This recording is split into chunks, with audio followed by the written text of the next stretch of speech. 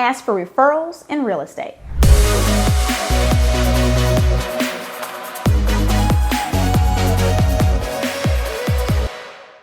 Do you find yourself looking for new ideas on how you can generate referrals? If so, this video is for you. First, we're going to take a look at the often overlooked sources of referrals for your business. Then we'll look at what you need to start doing right now to create a sales funnel. And then lastly, I'm going to give you a sneaky but fun way to supercharge referrals in your business.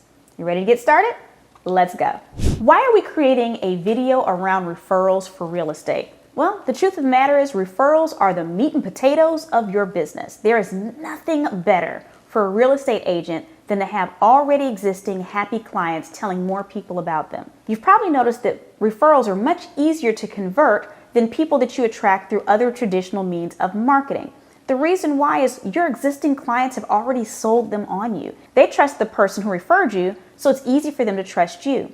When it comes to attracting people through marketing, you haven't already established that trust. You might have piqued their interest, you might look very polished, but you have to go steps further to actually gain their trust. So referrals are by far the best way to get new business in real estate. So I'm going to ask a question, and you probably know the answer, and it might seem simple, but where do referrals come from? You're probably thinking or saying out loud, existing customers. That's true, but it also comes from your referral partners. And so you start to think about what other industries or positions might someone be in who can send people your way. So if you're a real estate professional, a financial advisor can send their clients to you. For me, my husband and I, we bought our first home when our financial advisor said, look, I'm gonna need y'all to stop playing with me. She said, you all are making all this money, live in an apartment, will you please go invest in a house? And we said, okay, and we went and invested in a house. You know, I was a young millennial, my husband was a Gen X at the time, it was our first home.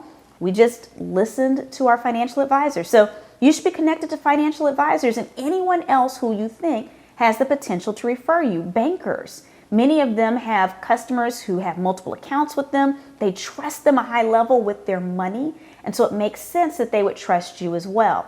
So start thinking about who you want to build relationships with, not just your existing clients and maintaining those, but also with your referral partners. I'm going to stop to ask you a question. Do you provide exceptional service? So before we go any further into how to get more referrals in real estate, my question is, what are you delivering on? And it's not just enough to be able to help someone buy or sell their home. How was the process? Now, I'll share through my conversations. I've keynoted at real estate conferences all over the world, all over the US, Spain, Portugal. So I had these conversations, and I'll tell you there's little nuances. So some people help you with the transaction, they move you through it. But some people are such smooth experts, they not just move you through the process, but they absorb all the worry. And so there's a very big difference between the real estate professional who tells you every little bump in the road, well, you know, I don't know what this is going to appraise at, it's likely not going to be here, and so we have to prepare for this. There are some people that when they do business transactions, they believe that their worth comes from pointing out problems and then showing people in the end, oh, they helped them through them. That works for very low budget customers or clients. High budget customers and clients, they pay people so that they don't have to worry. The other person does all the worrying for them. And so their job is to keep the problems to themselves and just solve them. So you do have to think about this as someone who's asking for referrals. Are you someone who stresses your clients out but works them through it so you feel good about it? Or are you someone who makes the process seamless and clients love you because you keep the process easy? So when you think about providing exceptional service, are you sending birthday cards? Are you adding those extra touches? Are you picking them up in your nice luxury vehicle and taking them places, or are they driving to meet you? I'm not saying any of these things are right or wrong, but when you think about referrals, understand it takes more than a successful transaction for someone to become your advocate, for someone to sell you for you. Provide exceptional service.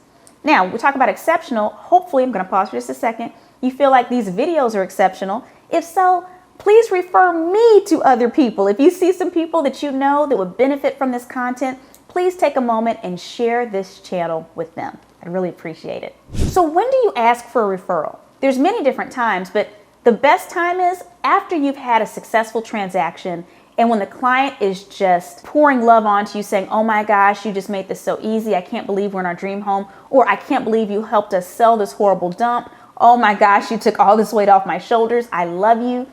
This is the perfect time to say, I really appreciate that. I really wanted to do a good job for you.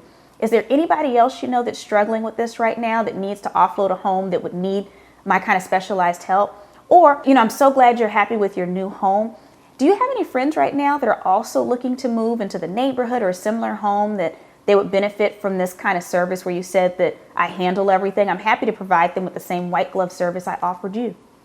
Don't be afraid to ask while they're already spreading praise on you. That is the perfect time. And it's not salesy. You're literally saying, are there other people that you know that I can help? Now, if you want people to refer you, you have to make it easy for them to refer you. So if you have business cards, make sure that they have a few of your business cards. Here, feel free to hand these out to other people that you think might benefit from this. Make sure that when you send emails, every single email contains your email signature. So when they go back to an email from you, if someone says, I'm looking for an incredible realtor, they can say, oh, I know the perfect person. When they open up your emails, there's a signature right there. They're not digging through multiple emails trying to see if they can find your signature. Because if they're busy, they may not have time and you may have missed out on the opportunity. If you're on social media, make sure you're putting your contact information in your profiles.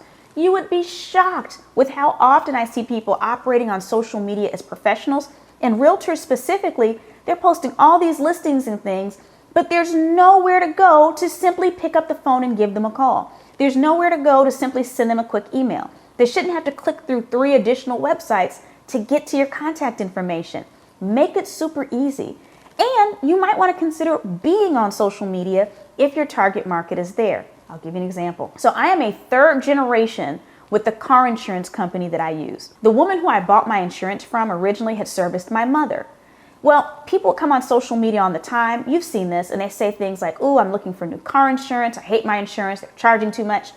And I would go to the person who I was buying insurance from and say, hey, are you on social media? I'd love to be able to tag you when people say things like this. And she said, oh, it's silly. And she was, she was a more mature lady, right?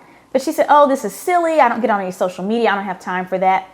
So do you know what I would do when people would complain about their insurance agents and ask for suggestions? I would tag my realtor because she also had a real estate company and I trusted her. So I didn't even tag the person I was getting my own insurance from, because if she didn't care enough to be there, I wasn't going to go into my emails every time someone posted that, find her email signature and paste it. I don't care more about her business than she does. Even though she was a lovely lady, she's retired. And now the person I have insurance from is on social media. But my point is that you had to be in the space so that someone can easily tag you. That's when they put the little @ sign and then your name. And then people can click that and go right to you. So make sure you're in the spaces. We don't want to give up opportunities that would be easy wins for us to grow.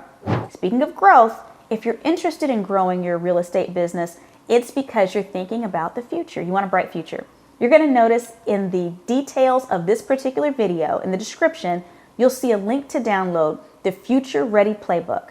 This playbook is chock full of activities that will lead you through how to future-proof yourself, your career, and your organization. If you haven't already downloaded it, make sure you do it right now.